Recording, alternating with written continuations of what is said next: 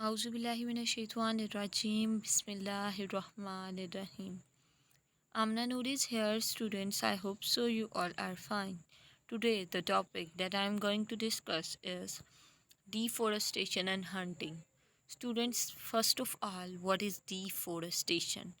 D mean removal, forestation mean forest की and बच्चों जिसके साथ शन का वर्ड यूज़ हो जाता है TION, it's mean it is a process. अब डिफोरेस्टेशन का मतलब है cutting down of trees for the conversion of forest to non forest land. Deforestation बच्चों एक ऐसा प्रोसेस है जिसमें हम लोग ट्रीज़ को कट करते हैं इसलिए कि हम लोग फॉरेस्ट की एरिया को नॉन फॉरेस्ट एरिया में कन्वर्ट कर दें.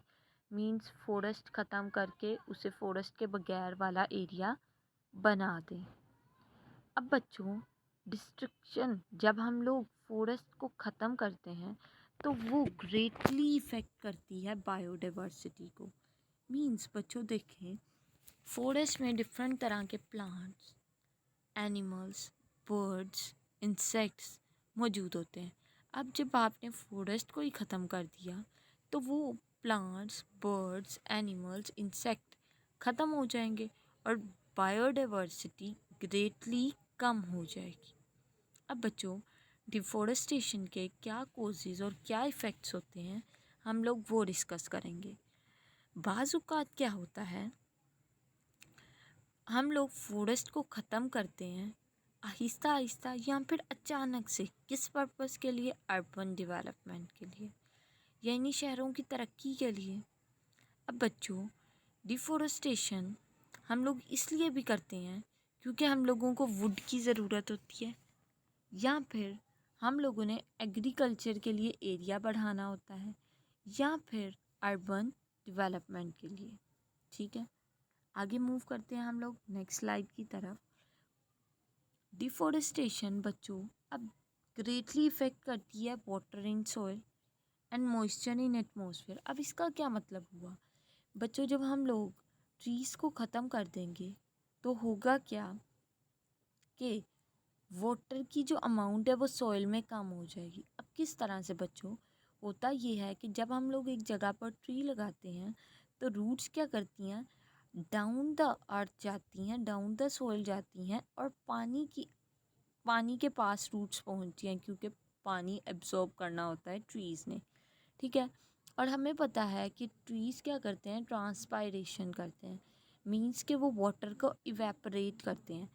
अब होता क्या है कि जब हमने दरख्तों को ख़त्म कर दिया तो ट्रांसपायरेशन का प्रोसेस नहीं होगा. और जब बच्चों ट्रीज़ ही नहीं है तो फिर क्या होगा? हमें एक और बात भी पता है, जो ट्रीज़ की रूट्स होती हैं वो क्या करती हैं, सॉइल को पकड़ लेती हैं, जकड़ लेती हैं और वो सॉइल को उस जगह से हिलने नहीं देती. अब हुआ क्या, जब आपने ट्रीज़ को ख़त्म कर दिया तो जो सॉइल को रूट्स ने होल्ड किया हुआ था अब उन्होंने नहीं किया हुआ. अब जैसे ही बहुत ज़्यादा तेज़ बारिश होगी तो वो सॉइल को अपने साथ बहा कर कहाँ ले जाएगी, रिवर्स में. और अब जब सॉइल को वो रिवर में बहा कर लेकर गई तो सॉइल के अंदर जो इसेंशियल न्यूट्रिएंट थे वो भी किधर चले गए, रिवर के अंदर. और रिवर क्या है, बढ़ जाएगा मड और सिल्ट से, जो कि क्या बनेगा, फ्लड का बायस बनेगा, सैलाब आने का बायस बनेगा. अब मज़ीद क्या होगा, ये सिल्टेड वाटर बच्चों, सिल्ट क्या है, सॉइल की एक टाइप है सिल्ट. ठीक है, अब बच्चों जब सिल्टेड वाटर डैम में स्टोर किया जाएगा तो होगा क्या कि ये क्या करेगा, वाटर स्टोरेज कैपेसिटी डैम्स की कम कर देगा. जैसे देखें अब ये अगर डैम है, यहाँ पर पानी क्या है, इतना फिल हो गया. अब हुआ क्या, वो पानी मट्टी वाला था, इतना हिस्सा तो उसमें क्या आ गई, मट्टी, और ये इतना हिस्सा क्या हो गया, पानी. तो कैपेसिटी पहले अगर इतनी थी अब क्या हो गई, कम हो गई. तो बेसिकली क्या हुआ कि इसने इफ़ेक्ट किया वाटर होल्डिंग कैपेसिटी को, किसकी, डैम्स की. डिफोरेस्टेशन बच्चों क्या की, ट्रांसपायरेशन भी कम कर दी. इसके बारे में आपसे मैंने पहले बात कर ली है कि डिफोरेस्टेशन से क्या होगा, ट्रांसपायरेशन कम होगी क्योंकि ट्रीज़ होंगे ही नहीं. एज अ रिज़ल्ट क्या होगा, क्लाउड फॉर्मेशन भी कम हो जाएगी. ठीक है, जब क्लाउड फॉर्मेशन कम हो गई तो फिर बारिश पड़ना भी कम होगी और उस एरिया में बारिश भी बहुत ज़्यादा कम हो जाएगी। आगे देखते हैं बच्चों, हम लोगों को पता है फॉरेस्ट में क्या है, बायोडाइवर्सिटी पाई जाती है, मतलब ऑर्गेनिजम्स लार्ज अमाउंट में पाए जाते हैं। ठीक है, अब हम लोगों को पता है जब फॉरेस्ट ख़त्म हो गए तो बच्चों बायोडाइवर्सिटी ग्रेटली इफ़ेक्ट होगी।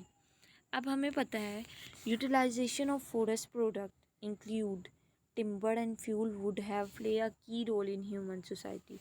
अब बच्चों फॉरेस्ट के फ़ायदे हमें ये पता है कि फ़ॉरेस्ट से हमें क्या मिलती है, वुड मिलती है जो कि एज अ टिम्बर और फ्यूल यूज़ की जाती है, जो कि हमारी सोसाइटी का एक अहम पर्पस है, एक अहम चीज़ है। आज डेवलप्ड कंट्रीज़ में बच्चों, डेवलप्ड कंट्रीज़ जिन्होंने तरक्की कर ली है, अमेरिका वगैरह, वहाँ पर टिम्बर को यूज़ किया जाता है घर बनाने के लिए। ठीक है, और वुड पल्प जो है वो पेपर बनाने के लिए इस्तेमाल की जाती है। फॉरेस्ट प्रोडक्ट इंडस्ट्री जो है एक डेवलप और डेवलपिंग कंट्री के लिए बहुत ज़्यादा इम्पोर्टेंट है, उनकी इकोनॉमी का एक बड़ा पार्ट है। अब short term economic gains made by, अब हम लोग थोड़े से फ़ायदे के लिए क्या करते हैं, फॉरेस्ट लैंड को एग्रीकल्चरल लैंड में कन्वर्ट कर देते हैं। तो बच्चों ये हमारा लॉन्ग टर्म इनकम जो होती है हमारी उसे इफ़ेक्ट करता है। मीन्स हमने थोड़े से पर्पज़ के लिए हम लोगों ने कहा ज़्यादा हम लोगों ने आम मैंगोज़ ग्रो कराएंगे, अगर हम लोग फॉरेस्ट को ख़त्म कर देंगे, ज़्यादा गंदम चावल गन्ना कपास ग्रो कराएंगे, तो बच्चों थोड़े से अरसे के लिए तो हम लोगों ने फ़ायदा हासिल कर लिया। लेकिन बच्चों जो फ़ायदा हमें फॉरेस्ट से मिल रहा था, हमें लकड़ी मिल रही थी, टिम्बर मिल रहा था, इसके अलावा दूसरी फॉरेस्ट प्रोडक्ट मिल रही थी, वो अब हमें नहीं मिलेंगी। ठीक है, आगे मूव करते हैं। फॉरेस्ट क्या करते हैं, अब ये बच्चों हम लोग उसके बेनिफिट्स एक तरह से डिस्कस कर रहे हैं।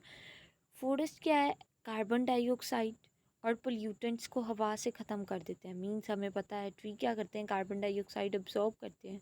तो बच्चों वो क्या है, बायोस्फीयर की स्टेबिलिटी को मेंटेन कर रहे हैं। इसके अलावा बच्चों फॉरेस्ट एक एरिया को खूबसूरत बना देते हैं। ठीक है, और टूरिस्ट की अट्रैक्शन का ज़रिया है। अब बच्चों जब ज़्यादा से ज़्यादा टूरिस्ट फॉरेस्ट को देखने आएंगे तो ये एक मुल्क की इकोनॉमी में इजाफा करेगा। These important aspects of forest are harmed due to deforestation। अब बच्चों हम डिफोरेस्टेशन करके क्या कर रहे हैं, फॉरेस्ट के इन अहम पहलुओं को इफ़ेक्ट कर रहे हैं। मींस के फॉरेस्ट के ये जो फ़ायदे हैं ये अब हमें नहीं मिल सकेंगे क्योंकि हम लोग डिफोरेस्टेशन कर रहे हैं। पाकिस्तान में भी बच्चों डिफोरेस्टेशन बायोडाइवर्सिटी को बहुत ज़्यादा इफ़ेक्ट कर रहा है। यहाँ तक कि खैबर पख्तूनख्वा में फॉरेस्ट की जो कैनोपी है बच्चों वो 1% पर ईयर श्रिंकिंग होती जा रही है। मींस के फॉरेस्ट कम होता जा रहा है हर साल। सो स्टूडेंट्स ये देखें, ये क्या है, सोइल इरोजन को शो किया है इस डायग्राम में, और यहाँ पर बता रहे हैं कि हम लोग ट्रीज़ को ख़त्म कर रहे हैं for the construction of roads बनाने के लिए। आगे आता है हमारा topic over hunting. Students over hunting क्या है, हम शिकार बहुत ज़्यादा कर रहे हैं। अब बच्चों जब हम ओवर हंटिंग करेंगे तो क्या होगा, बहुत ज़्यादा स्पीशीज़ जो कि इस दुनिया में मौजूद हैं वो क्या होना शुरू हो जाएंगी, एक्सटिंक्ट हो जाएंगी या फिर इंडेंजर्ड में चली जाएंगी।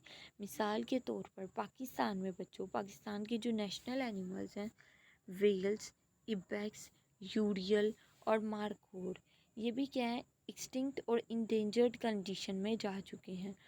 कमर्शियल हंटिंग बच्चों किसे कहते हैं, जिसमें हम लोग एक बड़ी पॉपुलेशन के लिए हंटिंग करते हैं। ठीक है, अब लीगली या इलीगली हम लोग क्या कर रहे हैं, हंटिंग करके एक इकोसिस्टम को इफ़ेक्ट कर रहे हैं। ठीक है, अब threat to biodiversity is among the hot topic discussed at the UN world summit. बच्चों यूएन वर्ल्ड समिट में बायोडाइवर्सिटी के जो बायोडाइवर्सिटी को जो थ्रेट्स हैं, खतरात पेश आ रहे हैं, ये बहुत ज़्यादा डिस्कस किए जाते हैं। मज़ीद ये कि बच्चों ये हमारी जो कोशिश है हम ज़्यादा से ज़्यादा फल बनाएं, spices, sugar, tobacco, soap, rubber, paper, cloth, और इस ये सब कुछ हासिल करने के लिए इन सब को बेचकर हम ज़्यादा से ज़्यादा पैसा कमाना चाहते हैं। लेकिन बच्चों, इसके लिए हम लोग क्या करते हैं, बहुत ज़्यादा सोइल यूज़ करते हैं और फॉरेस्ट को ख़त्म करते हैं ताकि हम एग्रीकल्चरल लैंड बना सकें। तो बस बच्चों, थोड़े से अरसे के लिए एक दौलत हासिल करने के लिए हम लोग अपने लॉन्ग टर्म फ़ायदे को तबाह कर रहे हैं। स्टूडेंट्स, इसलिए हमें ओवर हंटिंग नहीं करनी चाहिए। मज़ीद ये कि हमें डिफ़ॉरेस्टेशन भी कम से कम करनी चाहिए ताकि हमारा माहौल साफ़ सुथरा रहे और जो हमें फ़ायदे हासिल हो रहे हैं वो हमें मिलते रहें। सो स्टूडेंट्स, ये था हमारा आज का टॉपिक। आई होप सो आप लोगों को क्लियर हो गया होगा। If there is any problem you can ask me in the comment section. Thank you so much. अल्लाह हाफिज़। Please subscribe my channel.